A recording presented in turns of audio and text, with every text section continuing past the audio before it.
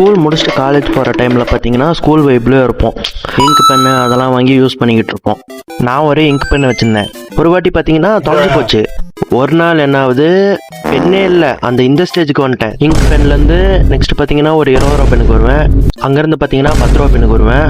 அப்புறம் பெண்ணே இல்லாமல் வருவேன். அந்த ஸ்டேஜுக்கு நான் சீக்கிரமாகவே வந்துட்டேன். 1 மந்த்லேயே வந்துட்டேன்.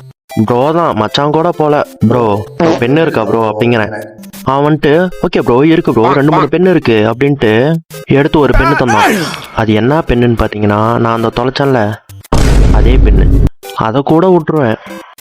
என்ன தெரியுமா சொன்னான், ப்ரோ எழுதிட்டு தந்துருங்க மறக்காம அப்படிங்கிறான்.